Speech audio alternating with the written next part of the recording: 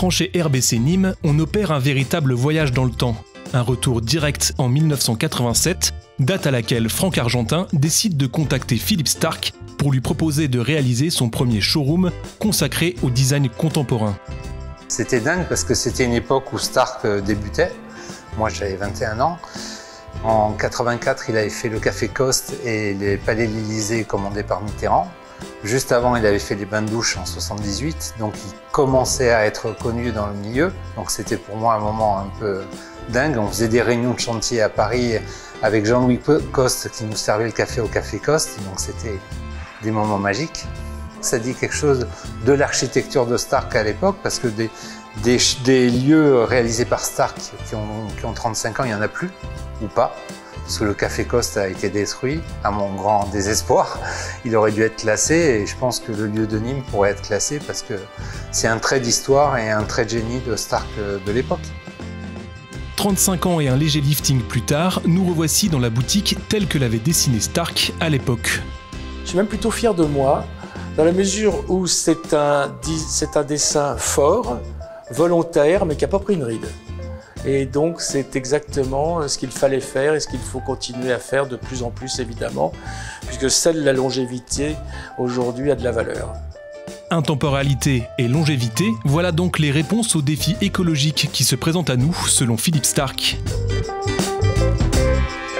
Mais chez RBC Nîmes, on ne célèbre non pas un, mais deux 35e anniversaires, puisque c'est au même moment que le designer français a commencé à collaborer avec Cartel. L'occasion d'exposer les nombreux best-sellers de Starck avec l'éditeur italien depuis 1987.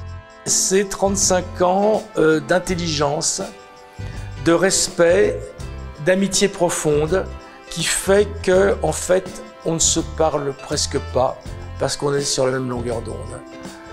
J'aime bien raconter cette histoire qui me fait tellement rire pour le Dr Globe. Étonnamment, on avait préparé le prototype fini, avec même la boîte.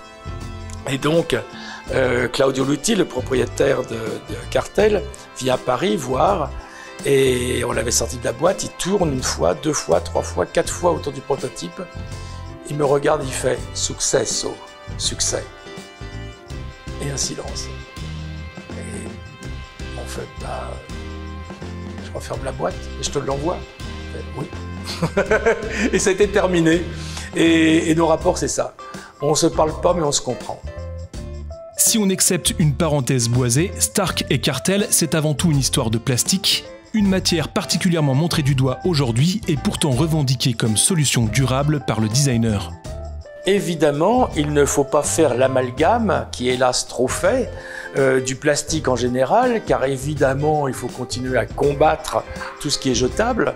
Par contre, une chaise qui est correctement dessinée pour être durable dans le temps, culturellement, correctement fabriquée pour ne pas casser, utilisant une matière recyclée ou biosourcée, que vous pouvez garder une chaise comme ça, il n'y a pas de raison de ne pas la garder 3, 4, 5 générations. Dans ce cas-là, on est au-delà du gagnant-gagnant-gagnant. On est parfait, on est vertueux.